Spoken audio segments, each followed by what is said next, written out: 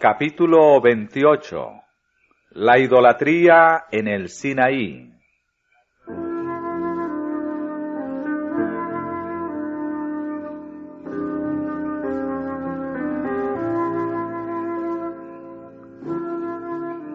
La ausencia de Moisés fue para Israel un tiempo de espera e incertidumbre. El pueblo sabía que él había subido al monte con Josué y que había entrado en la densa y obscura nube que se veía desde la llanura sobre la cúspide del monte y era iluminada de tanto en tanto por los rayos de la divina presencia. Esperaron ansiosamente su regreso. Acostumbrados como estaban en Egipto a representaciones materiales de los dioses, les era difícil confiar en un ser invisible y habían llegado a depender de Moisés para mantener su fe. Ahora él se había alejado de ellos. Pasaban los días y las semanas y aún no regresaba. A pesar de que seguían viendo la nube, a muchos les parecía que su dirigente los había abandonado o que había sido consumido por el fuego devorador.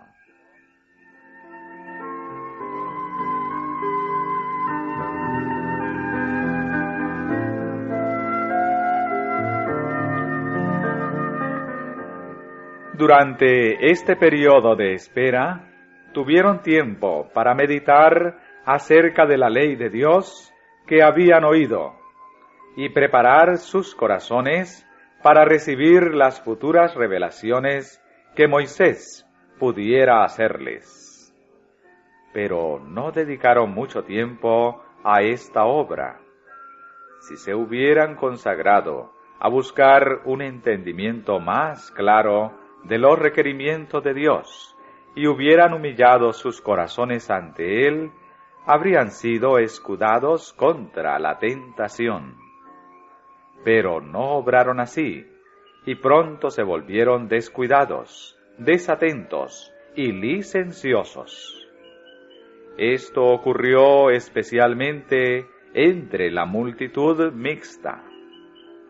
Sentían impaciencia por seguir hacia la tierra prometida, que fluía leche y miel. Les había sido prometida a condición de que obedecieran, pero habían perdido de vista ese requisito. Algunos sugirieron el regreso a Egipto, pero ya fuera para seguir hacia Canaán o para volver a Egipto, la masa del pueblo resolvió no esperar más a Moisés.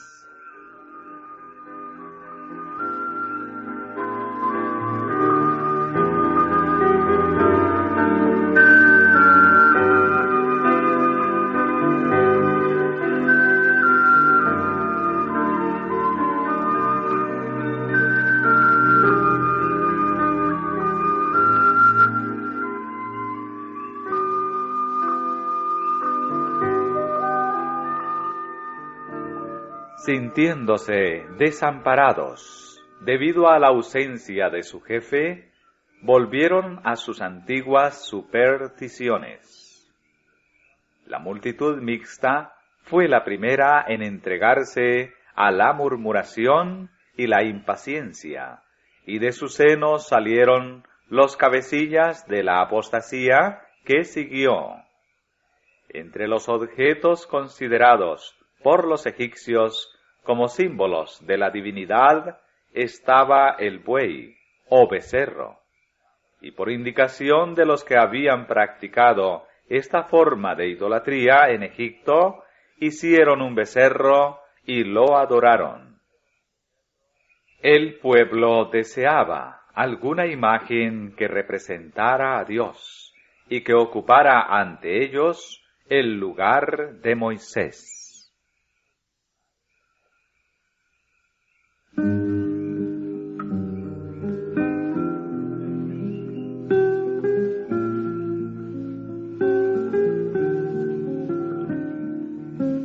Dios no había revelado ninguna semejanza de sí mismo y había prohibido toda representación material que se propusiera hacerlo.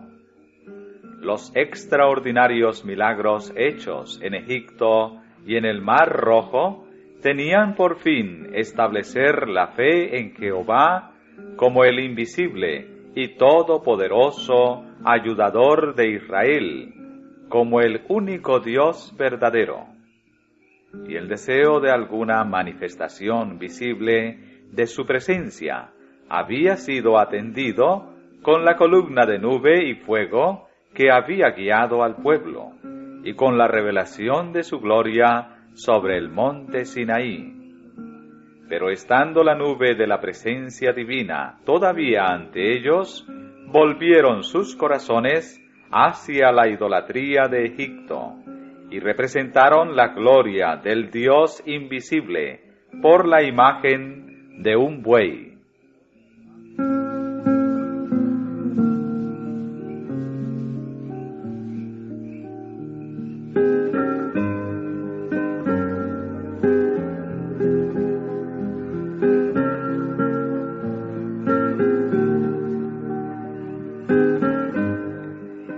En ausencia de Moisés, el poder judicial había sido confiado a Aarón, y una enorme multitud se reunió alrededor de su tienda para presentarle esta exigencia: levántate, haznos dioses que vayan delante de nosotros, porque a este Moisés, aquel varón que nos sacó de la tierra de Egipto, no sabemos qué le haya acontecido.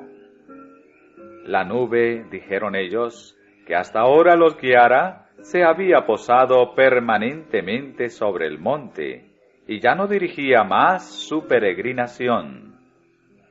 Querían tener una imagen en su lugar, y si, como se había sugerido, decidían volver a Egipto, hallarían favor ante los egipcios, si llevaban esa imagen ante ellos y la reconocían como su Dios.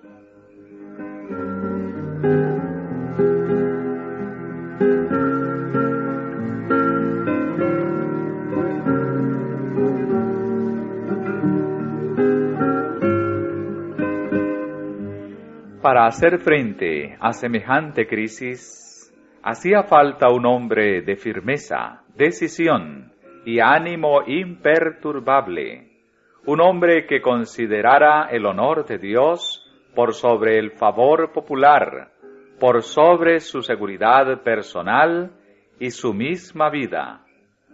Pero el jefe provisorio de Israel no tenía ese carácter. Aarón reconvino débilmente al pueblo, y su vacilación y timidez en el momento crítico solo sirvieron para hacerlos más decididos en su propósito. El tumulto creció.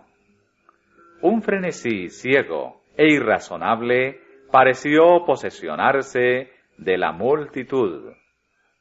Algunos permanecieron fieles a su pacto con Dios, pero la mayor parte del pueblo se unió a la apostasía. Unos pocos, que osaron denunciar la propuesta imagen como idolatría, fueron atacados y maltratados, y en la confusión y el alboroto perdieron finalmente la vida.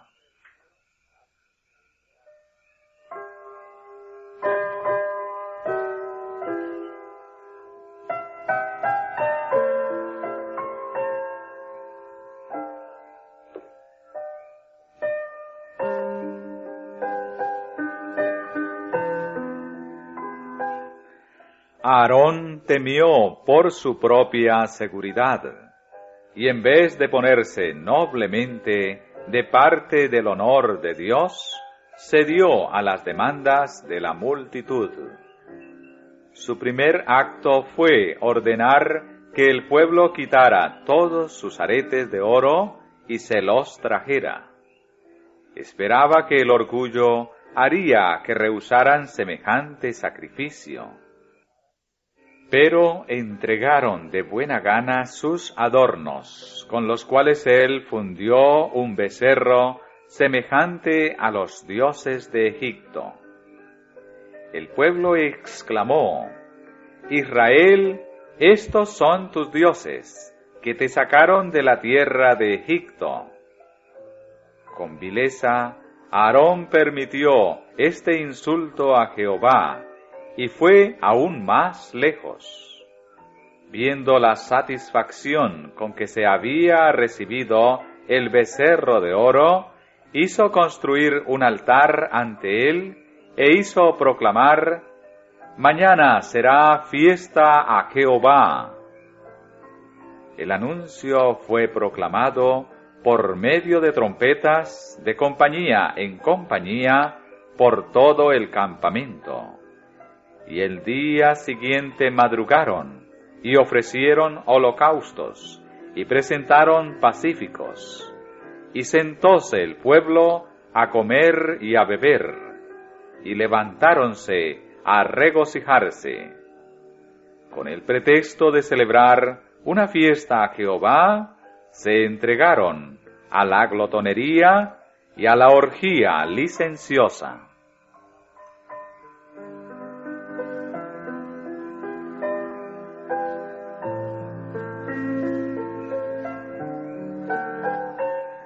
Cuán a menudo en nuestros propios días se disfraza el amor al placer bajo la apariencia de piedad. Una religión que permita a los hombres, mientras observan los ritos del culto, dedicarse a la satisfacción del egoísmo o la sensualidad, es tan agradable a las multitudes actuales como lo fue en los días de Israel. Y hay todavía Aarones dóciles que, mientras desempeñan cargos de autoridad en la Iglesia, ceden a los deseos de los miembros no consagrados, y así los incitan al pecado.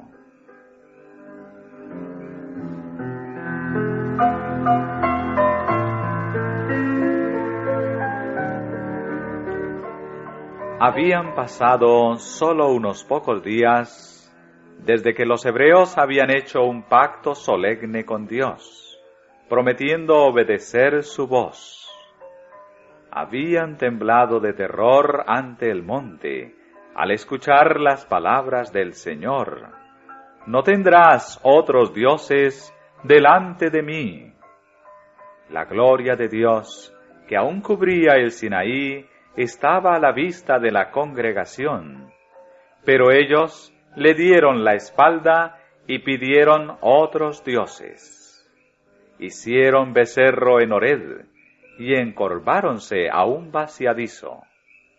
Así trocaron su gloria por la imagen de un buey.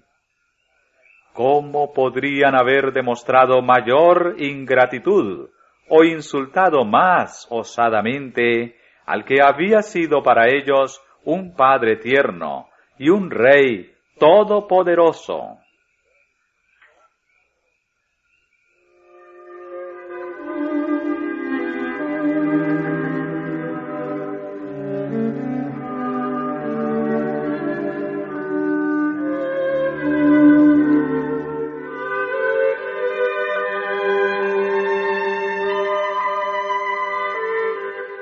Mientras Moisés estaba en el monte, se le comunicó la apostasía ocurrida en el campamento, y se le indicó que regresara inmediatamente.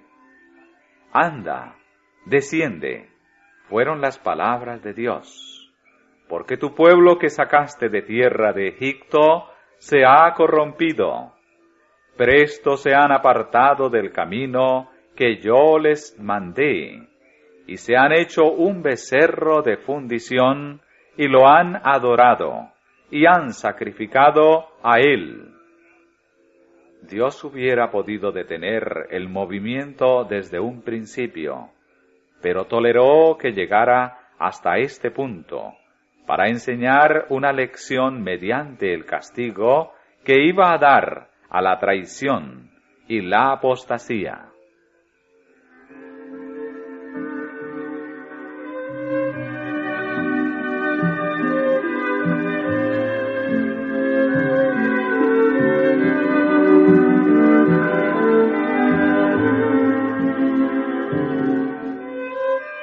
El pacto de Dios con su pueblo había sido anulado, y él declaró a Moisés: Ahora pues, déjame que se encienda mi furor en ellos, y los consuma, y a ti yo te pondré sobre gran gente.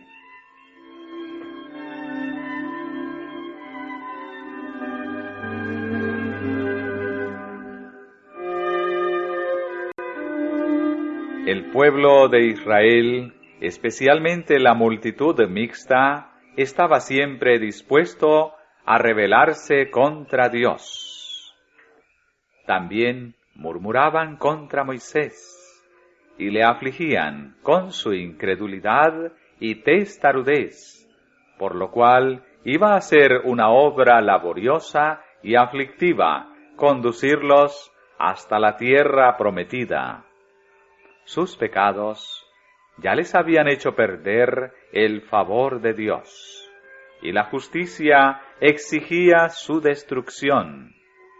El Señor, por lo tanto, dispuso destruirlos y hacer de Moisés una nación poderosa.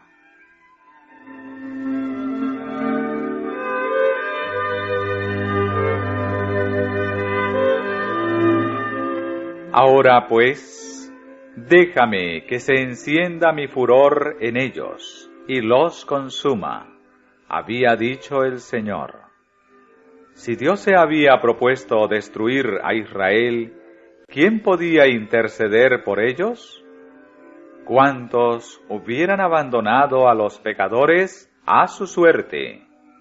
¿Cuántos hubieran cambiado de buena gana el trabajo, la carga y el sacrificio, compensados con ingratitud y murmuración, por una posición más cómoda y honorable, cuando era Dios mismo el que ofrecía cambiar la situación?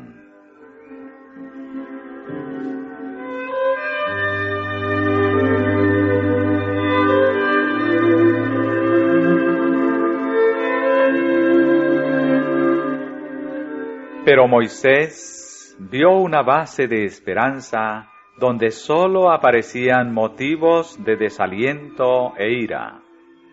Las palabras de Dios, ahora pues, déjame, las entendió no como una prohibición, sino como un aliciente a interceder. Entendió que nada excepto sus oraciones podía salvar a Israel, y que si él lo pedía, Dios perdonaría a su pueblo. Oró a la faz de Jehová su Dios, y dijo: Oh Jehová, ¿por qué se encenderá tu furor en tu pueblo, que tú sacaste de la tierra de Egipto, con gran fortaleza y con mano fuerte?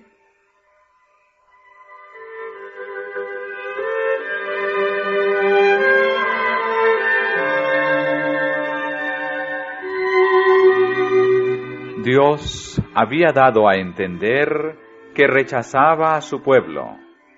Había hablado a Moisés como de tu pueblo, que tú sacaste de tierra de Egipto. Pero Moisés humildemente no aceptó que él fuera el jefe de Israel. No era su pueblo, sino el de Dios. Tu pueblo que tú sacaste de la tierra de Egipto con gran fortaleza y con mano fuerte. ¿Por qué, continuó, han de hablar los egipcios diciendo: para mal los sacó, para matarlos en los montes, y para raerlos de sobre la haz de la tierra?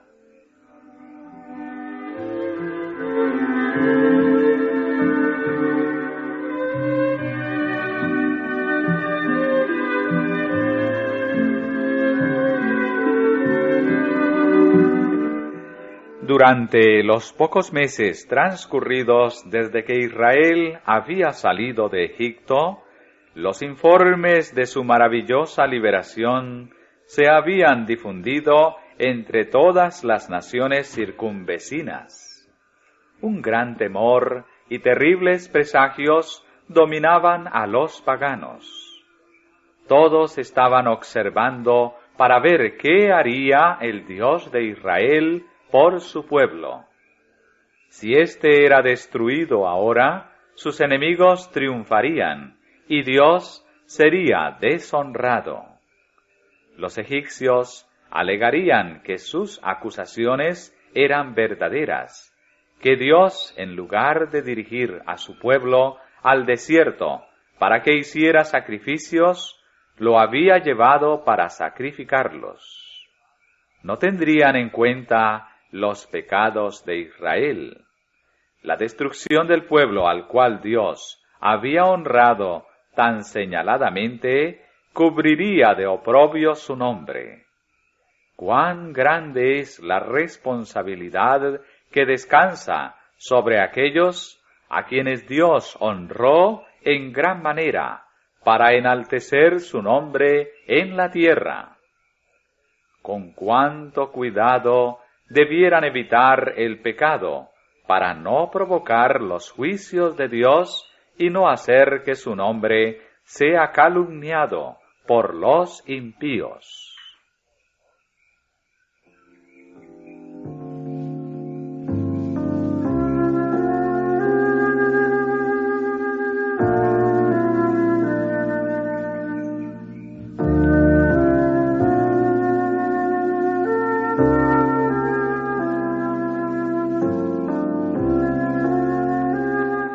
Mientras Moisés intercedía por Israel, perdió su timidez.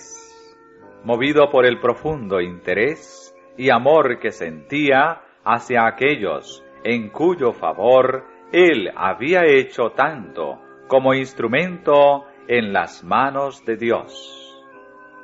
El Señor escuchó sus súplicas y otorgó lo que pedía tan desinteresadamente.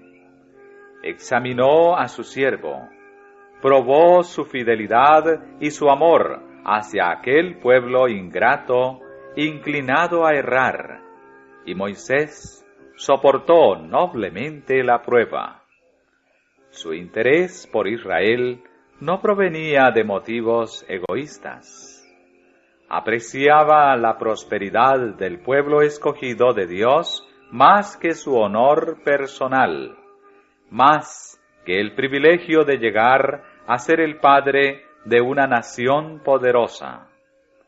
Dios se sintió complacido por la fidelidad de Moisés, por su sencillez de corazón y su integridad, y le dio, como a un fiel pastor, la gran misión de conducir a Israel a la tierra prometida.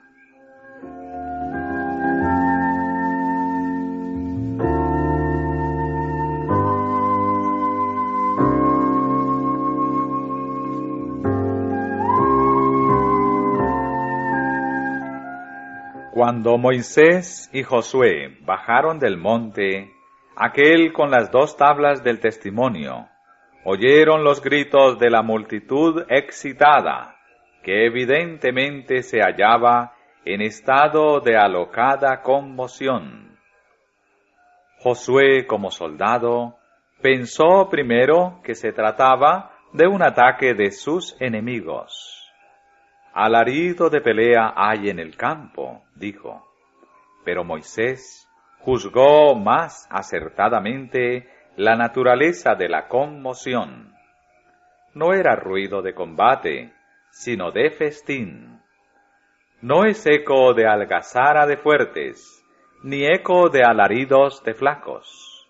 Algazara de cantar oigo yo.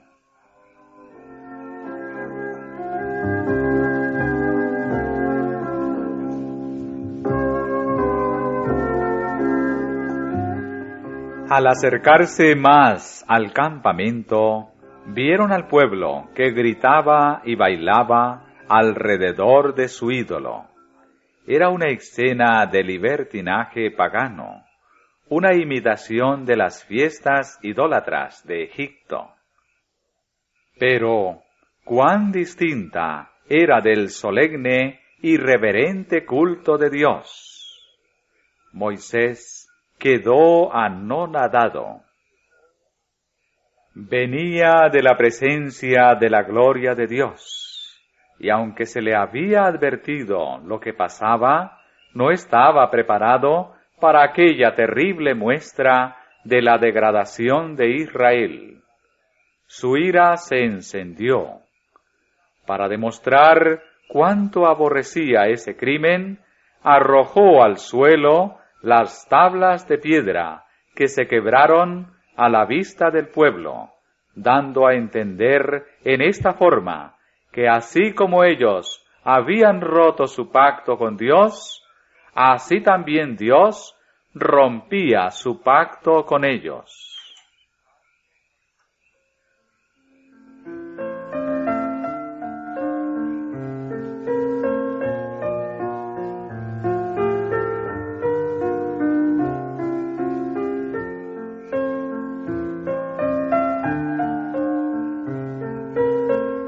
Moisés entró en el campamento, atravesó la multitud enardecida y haciendo el ídolo, lo arrojó al fuego. Después lo hizo polvo, y esparciéndolo en el arroyo que descendía del monte, ordenó al pueblo beber de él. Así les demostró la completa inutilidad del Dios que habían estado adorando.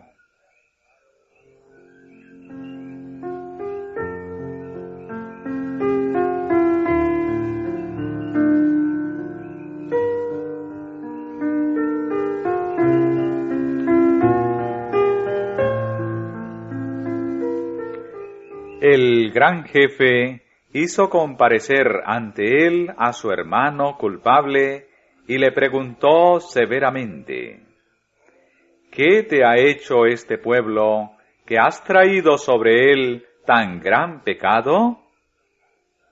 Aarón trató de defenderse explicando los clamores del pueblo. Dijo que si no hubiera accedido a sus deseos, lo habrían matado. No se enoje, mi señor, dijo. Tú conoces el pueblo, que es inclinado a mal. Porque me dijeron: haznos dioses que vayan delante de nosotros, que a este Moisés, el varón que nos sacó de tierra de Egipto, no sabemos qué le ha acontecido. Y yo les respondí: ¿quién tiene oro? Apartadlo. Y diéronmelo y echélo en el fuego, y salió este becerro. Trató de hacerle creer a Moisés que se había obrado un milagro, que el oro había sido arrojado al fuego y que mediante una fuerza sobrenatural se convirtió en un becerro. Pero de nada le valieron sus excusas y subterfugios. Fue tratado como el principal ofensor.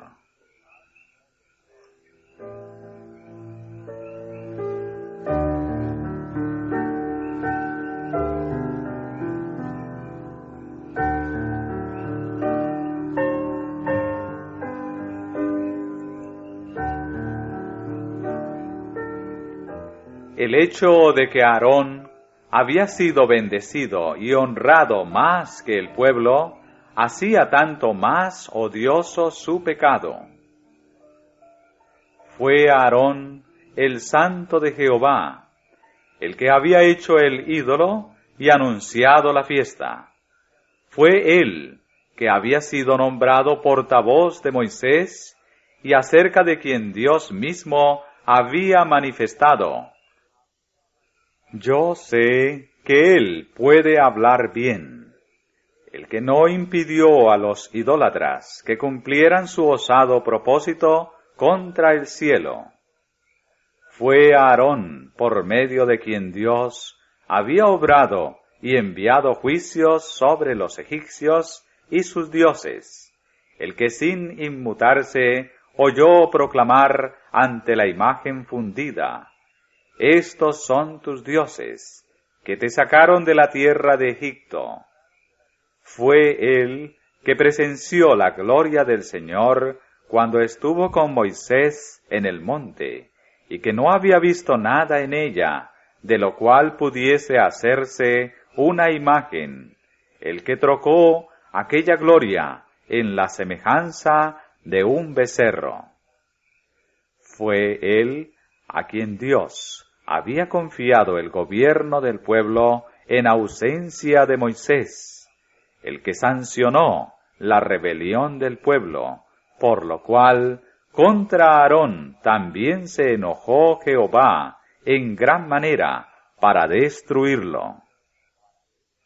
Pero en respuesta a la vehemente intercesión de Moisés, se le perdonó la vida, y porque se humilló y se arrepintió de su gran pecado, fue restituido al favor de Dios.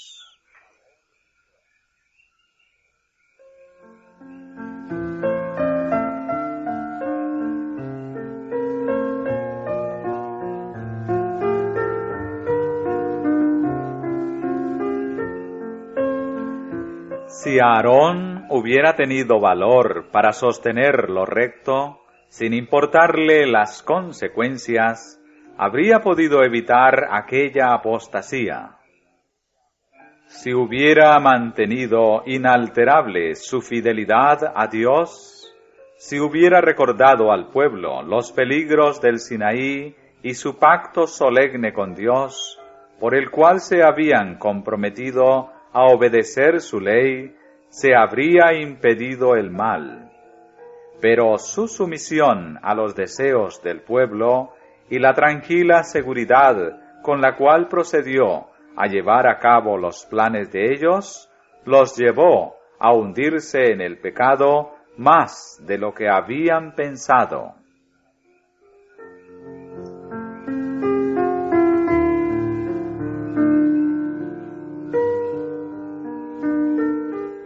Cuando al regresar al campamento, Moisés enfrentó a los rebeldes, sus severas reprensiones y la indignación que manifestó al quebrar las sagradas tablas de la ley, contrastaron con el discurso agradable y el semblante digno de su hermano, y las simpatías de todos estuvieron con Aarón.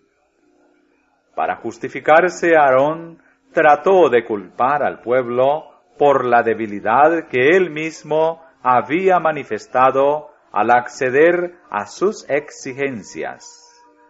Pero a pesar de esto, el pueblo seguía admirando su bondad y paciencia. Pero Dios no ve como ven los hombres. El espíritu indulgente de Aarón y su deseo de agradar le habían cegado de modo que no vio la enormidad del crimen que estaba sancionando. Su proceder, al apoyar el pecado de Israel, costó la vida de miles de personas.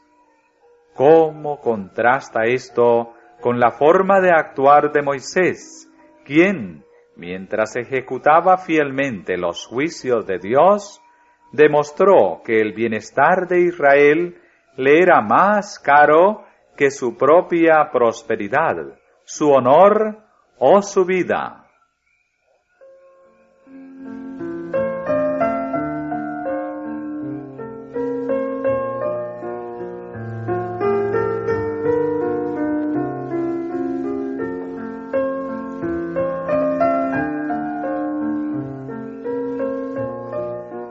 De todos los pecados que Dios castigará, ninguno es más grave ante sus ojos que el de aquellos que animan a otros a cometer el mal. Dios quisiera que sus siervos demuestren su lealtad reprendiendo fielmente la transgresión, por penoso que sea hacerlo. Aquellos que han recibido el honor de un mandato divino no han de ser débiles y dóciles contemporizadores. No han de perseguir la exaltación propia ni evitar los deberes desagradables, sino que deben realizar la obra de Dios con una fidelidad inflexible.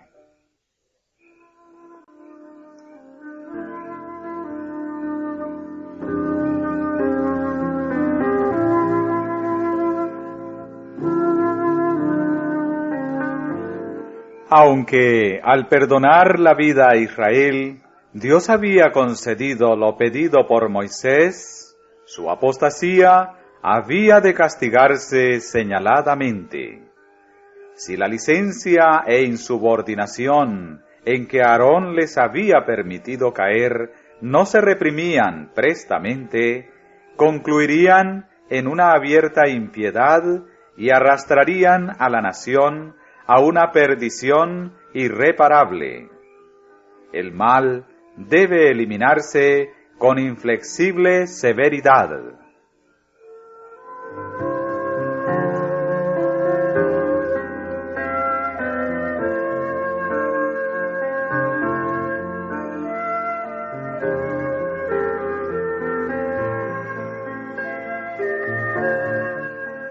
Poniéndose a la entrada del campamento, Moisés clamó ante el pueblo: ¿Quién es de Jehová? Júntese conmigo. Los que no habían participado en la apostasía debían colocarse a la derecha de Moisés. Los que eran culpables, pero se habían arrepentido, a la izquierda. La orden fue obedecida. Se encontró que la tribu de Leví no había participado del culto idólatra.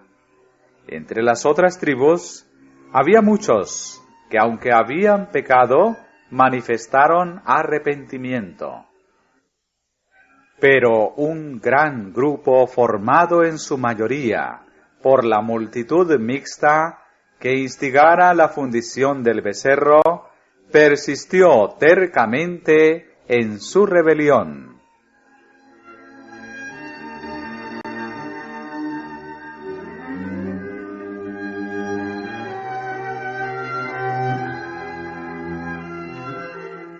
En el nombre del Señor Dios de Israel, Moisés ordenó a los que estaban a su derecha y que se habían mantenido limpios de la idolatría, que empuñaran sus espadas y dieran muerte a todos los que persistían en la rebelión. Y cayeron del pueblo en aquel día como 3,000 hombres, sin tomar en cuenta la posición, la parentela ni la amistad. Los cabecillas de la rebelión fueron exterminados. Pero todos los que se arrepintieron y humillaron alcanzaron perdón.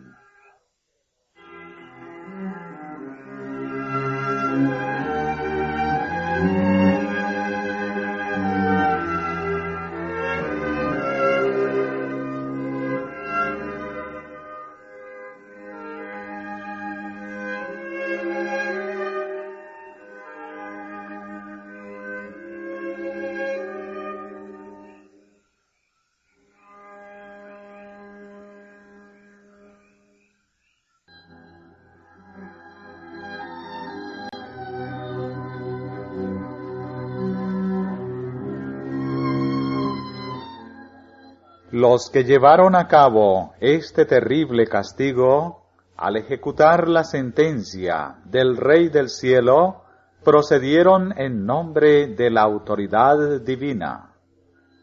Los hombres deben precaverse de cómo en su ceguedad humana juzgan y condenan a sus semejantes. Pero cuando Dios les ordena ejecutar su sentencia sobre la iniquidad, deben obedecer. Los que cumplieron ese penoso acto manifestaron con ello que aborrecían la rebelión y la idolatría, y se consagraron más plenamente al servicio del verdadero Dios. El Señor honró su fidelidad, otorgando una distinción especial a la tribu de Leví.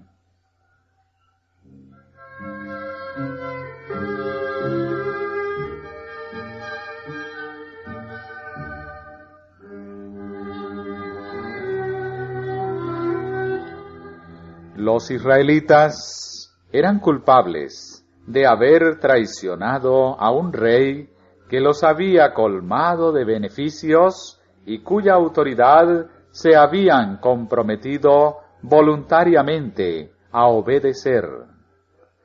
Para que el gobierno divino pudiera ser mantenido, debía hacerse justicia con los traidores.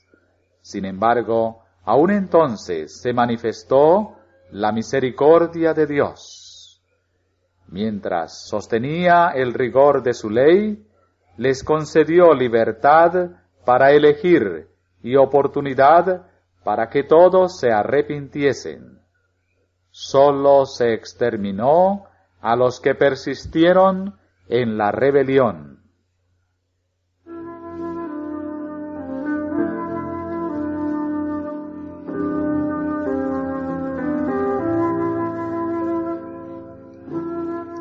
Era necesario castigar ese pecado para atestiguar ante las naciones circunvecinas cuánto desagrada a Dios la idolatría.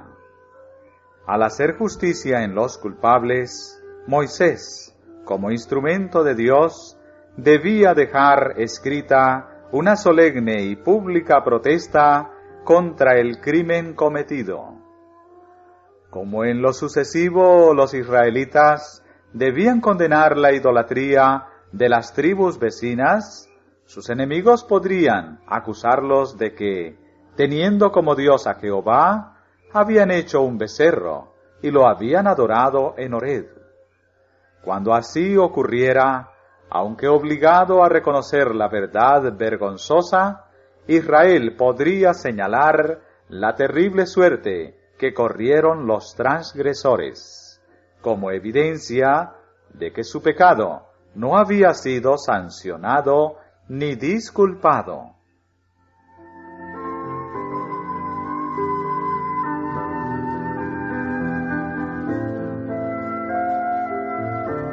El amor, no menos que la justicia, exigía que este pecado fuera castigado. Dios es protector y soberano de su pueblo. Destruye a los que insisten en la rebelión, para que no lleven a otros a la ruina. Al perdonar la vida a Caín, Dios había demostrado al universo cuál sería el resultado si se permitiese que el pecado quedara impune. La influencia que, por medio de su vida y ejemplo, él ejerció sobre sus descendientes, condujo a un estado de corrupción que exigió la destrucción de todo el mundo por el diluvio. La historia de los antediluvianos demuestra que una larga vida no es una bendición para el pecador. La gran paciencia de Dios no los movió a dejar la iniquidad. Cuanto más tiempo vivían los hombres, tanto más corruptos se tornaban.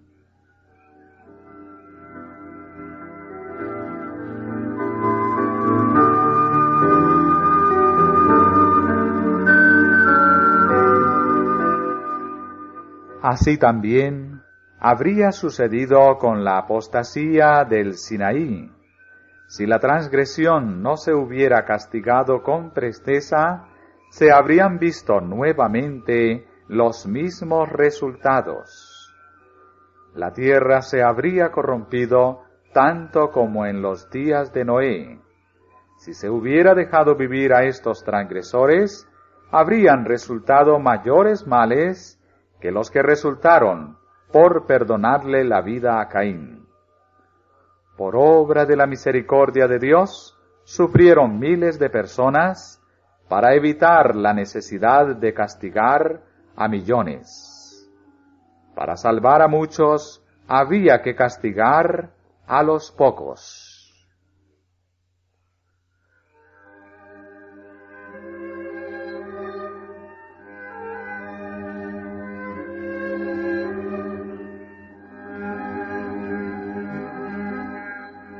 Además, como el pueblo había despreciado su lealtad a Dios, había perdido la protección divina, y privada de su defensa, toda la nación quedaba expuesta a los ataques de sus enemigos. Si el mal no se hubiera eliminado rápidamente, pronto habrían sucumbido todos, víctimas de sus muchos y poderosos enemigos. Fue necesario para el bien de Israel mismo y para dar una lección a las generaciones venideras que el crimen fuese castigado prontamente. Y no fue menos misericordioso para los pecadores mismos que se los detuviera a tiempo en su pecaminoso derrotero.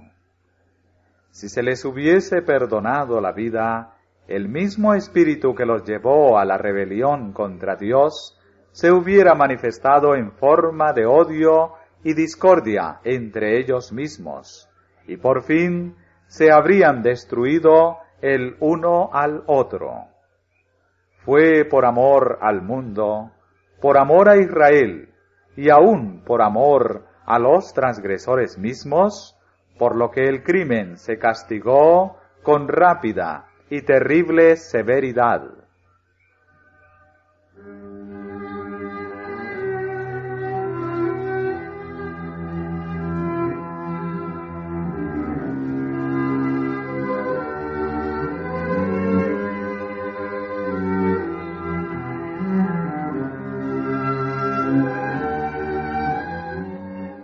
Cuando el pueblo reaccionó y comprendió la enormidad de su culpa, el terror se apoderó de todo el campamento.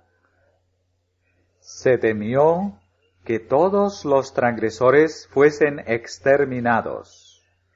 Compadecido por la angustia del pueblo, Moisés prometió suplicar a Dios una vez más por ellos.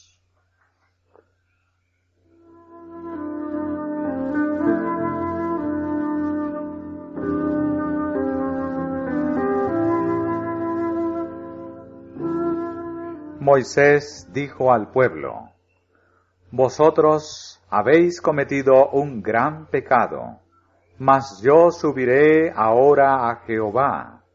Quizá le aplacaré acerca de vuestro pecado.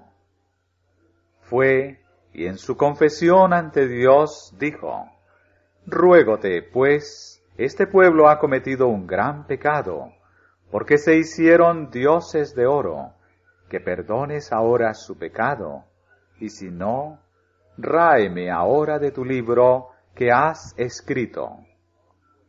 La contestación fue: Al que pecare contra mí, a éste raeré yo de mi libro.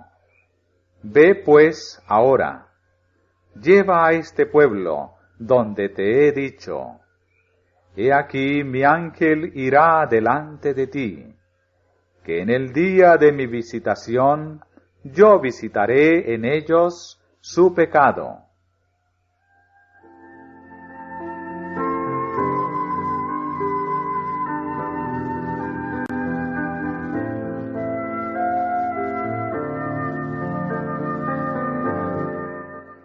En la súplica de Moisés se dirige nuestra atención a los registros celestiales en los cuales están inscritos los nombres de todos los seres humanos y sus acciones, sean buenas o malas, se anotan minuciosamente.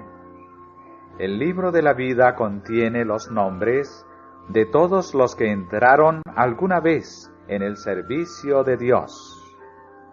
Si alguno de estos se aparta de él y mediante una obstinada insistencia en el pecado, se endurece finalmente contra las influencias del Espíritu Santo, su nombre será raído del libro de la vida el día del juicio, y será condenado a la destrucción.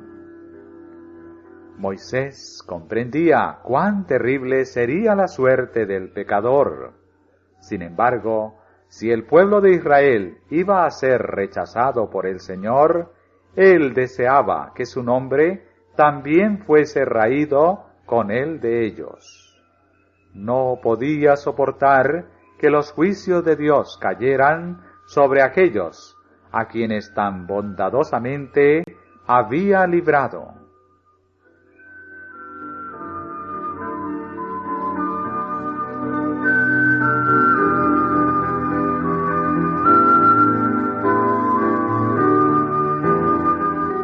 La intercesión de Moisés en favor de Israel ilustra la mediación de Cristo en favor de los pecadores.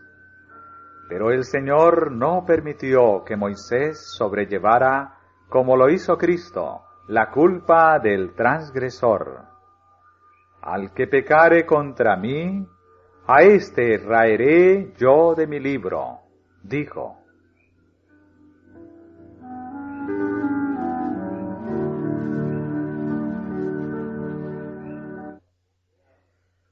Con profunda tristeza, el pueblo enterró sus muertos. 3,000 habían perecido por la espada.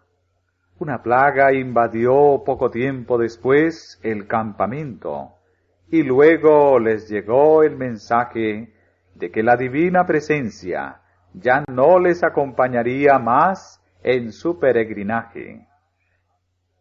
Jehová había declarado: yo no subiré en medio de ti, porque eres pueblo de dura cerviz, no sea que te consuma en el camino. Y se les ordenó: quítate pues ahora tus atavíos, que yo sabré lo que te tengo de hacer. Hubo luto por todo el campamento. Compungidos y humillados, los hijos de Israel se despojaron de sus atavíos desde el monte Horeb.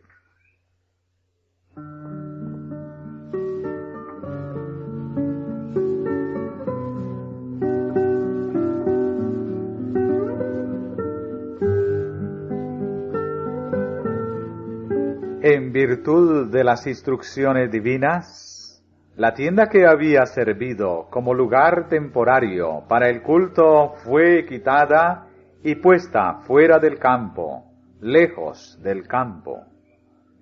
Esta era una prueba más de que Dios había retirado su presencia de entre ellos. Él se revelaría a Moisés, pero no a un pueblo como aquel. La censura fue vivamente sentida, y las multitudes afligidas por el remordimiento pensaron que presagiaba mayores calamidades. ¿No habría separado el Señor a Moisés del campamento para poder destruirlos totalmente? Pero no se les dejó sin esperanza. Se levantó la tienda fuera del campamento, pero Moisés la llamó el tabernáculo del testimonio. A todos los que estaban verdaderamente arrepentidos y deseaban volver al Señor, se les indicó que fueran allá a confesar sus pecados y a solicitar la misericordia de Dios.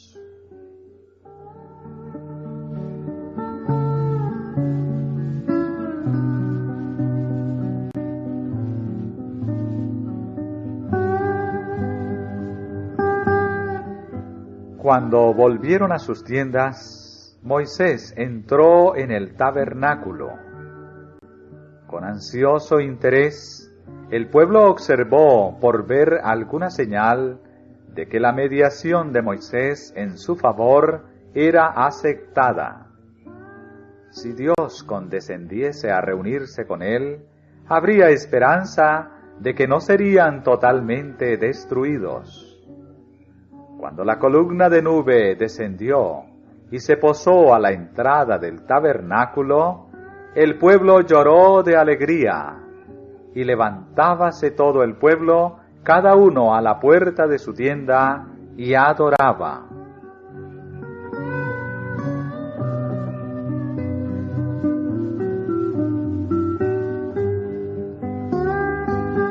Moisés conocía bien la perversidad y ceguera de los que habían sido confiados a su cuidado. Conocía las dificultades con las cuales tendría que tropezar, pero había aprendido que para persuadir al pueblo debía recibir ayuda de Dios. Pidió una revelación más clara de la voluntad divina y una garantía de su presencia. Mira, tú me dices a mí, saca este pueblo, y tú no me has declarado a quién has de enviar conmigo. Sin embargo, tú dices, yo te he conocido por tu nombre, y has hallado también gracia en mis ojos. Ahora, pues, si he hallado gracia en tus ojos, ruégote que me muestres ahora tu camino, para que te conozca, porque halle gracia en tus ojos, y mira que tu pueblo es aquesta gente.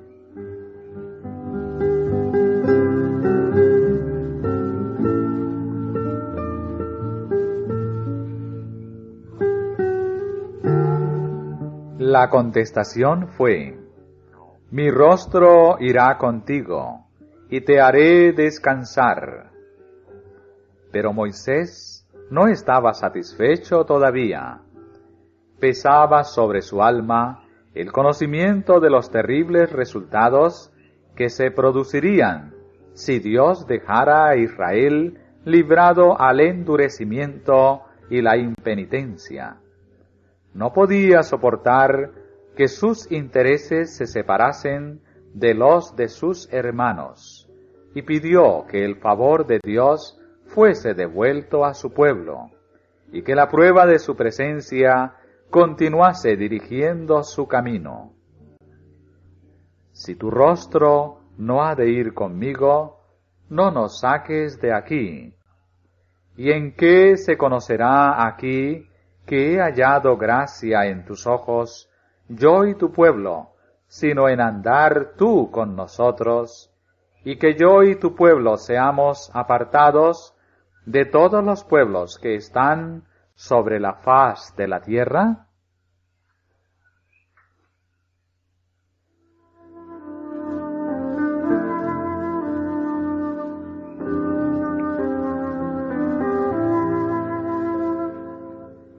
La contestación fue esta: también haré esto que has dicho, por cuanto has hallado gracia en mis ojos, y te he conocido por tu nombre. El profeta aún no dejó de suplicar. Todas sus oraciones habían sido oídas, pero tenía fervientes deseos de obtener aún mayores pruebas del favor de Dios. Entonces hizo una petición que ningún ser humano había hecho antes. Ruégote que me muestres tu gloria.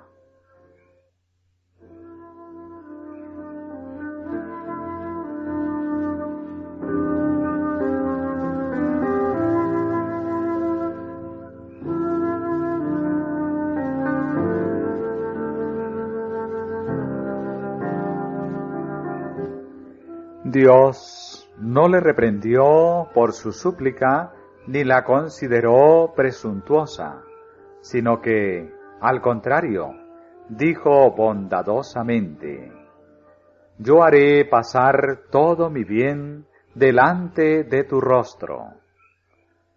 Ningún hombre puede, en su naturaleza mortal, contemplar descubierta la gloria de Dios y vivir. Pero a Moisés se le aseguró que presenciaría toda la gloria divina que pudiera soportar. Nuevamente se le ordenó subir a la cima del monte. Entonces, la mano que hizo el mundo, aquella mano que arranca los montes con su furor y no conocen quién los trastornó, tomó a este ser hecho de polvo, a ese hombre de fe poderosa, y lo puso en la hendidura de una roca, mientras la gloria de Dios y toda su bondad pasaban delante de él.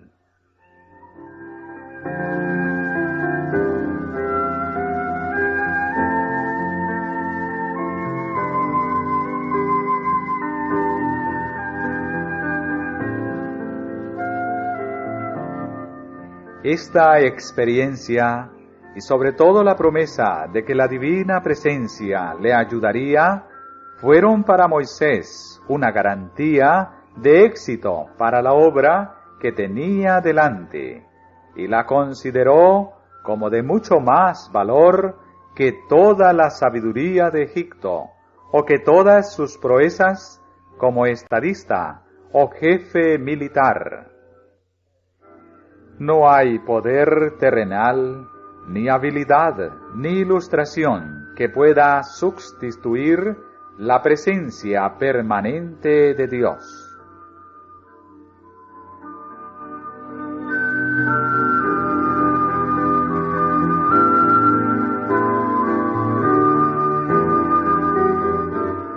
Para el transgresor es terrible caer en las manos del Dios viviente. Pero Moisés estuvo solo en la presencia del Eterno y no temió, porque su alma estaba en armonía con la voluntad de su Hacedor. El salmista dice: si en mi corazón hubiese yo mirado a la iniquidad, el Señor no me oyera. En cambio, el secreto de Jehová es para los que le temen, y a ellos hará conocer su alianza.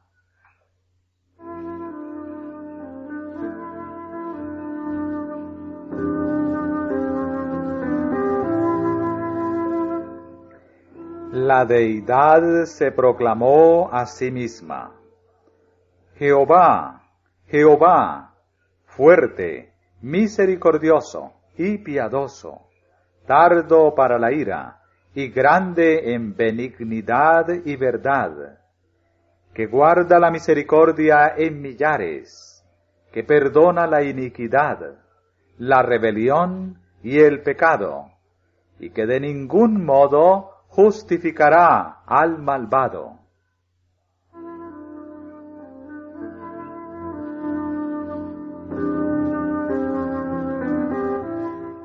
Entonces Moisés, apresurándose, bajó la cabeza hacia el suelo y encorvóse.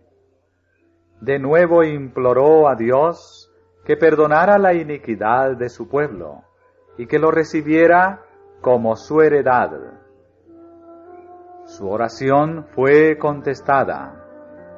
El Señor prometió benignamente renovar su favor hacia Israel y hacer por él maravillas que no han sido hechas en toda la tierra, ni en nación alguna.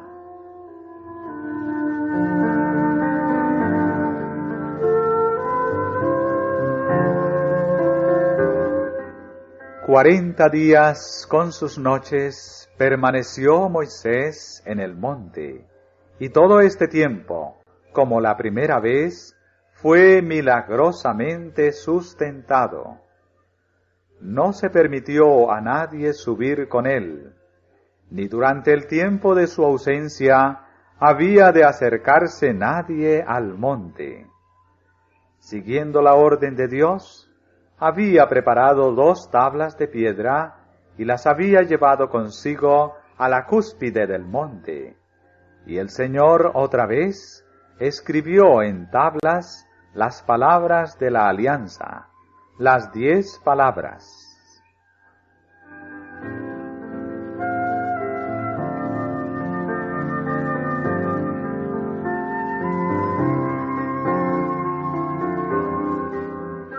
Durante el largo tiempo que Moisés pasó en comunión con Dios, su rostro había reflejado la gloria de la presencia divina.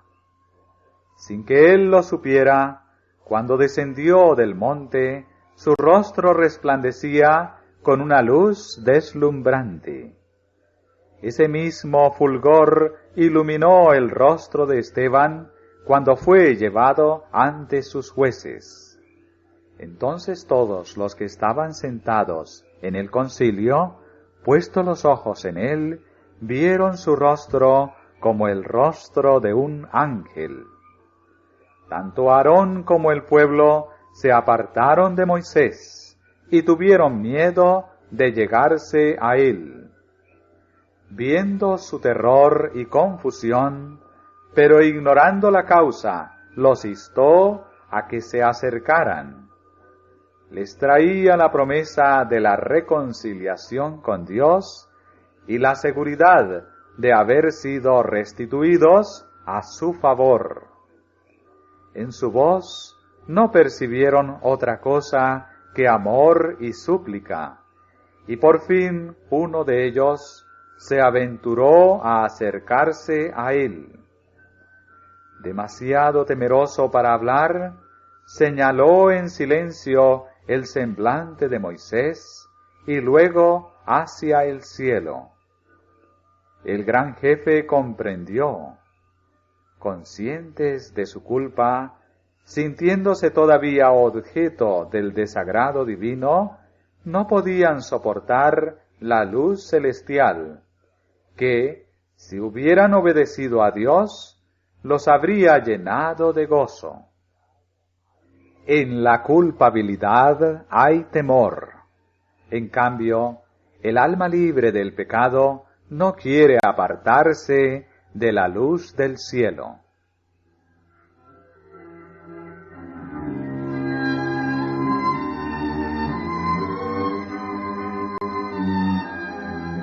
Moisés tenía mucho que comunicarles. Y compadecido del temor del pueblo, se puso un velo sobre el rostro, y desde entonces continuó haciéndolo cada vez que volvía al campamento después de estar en comunión con Dios.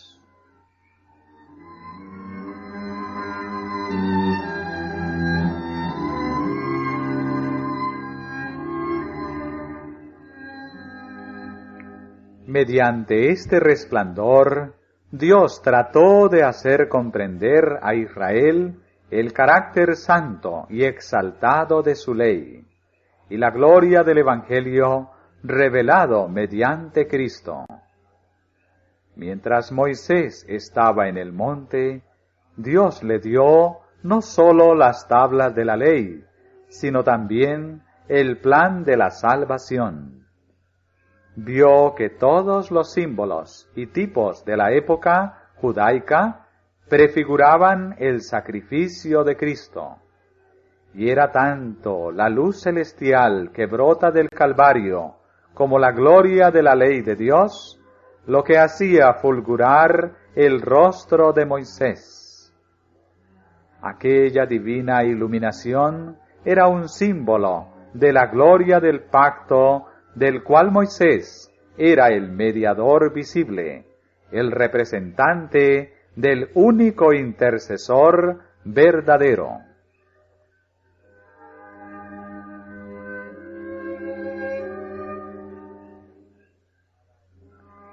La gloria reflejada en el semblante de Moisés representa las bendiciones que por medio de Cristo ha de recibir el pueblo que observa los mandamientos de Dios.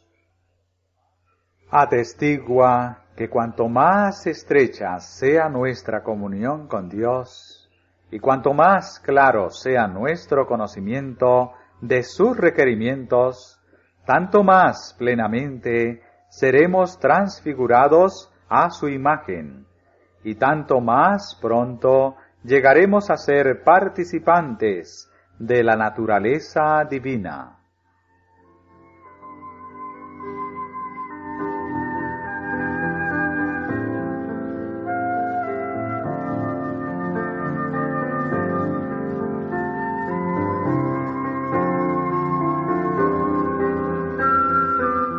Moisés fue un símbolo de Cristo. Como intercesor de Israel, veló su rostro, porque el pueblo no soportaba la visión de su gloria. Asimismo, Cristo, el divino mediador, veló su divinidad con la humanidad cuando vino a la tierra. Si hubiera venido revestido del resplandor del cielo, no hubiera hallado acceso a los corazones de los hombres, debido al estado pecaminoso de éstos. No habrían podido soportar la gloria de su presencia. Por lo tanto, se humilló a sí mismo, tomando la semejanza de carne de pecado, para poder alcanzar y elevar a la raza caída.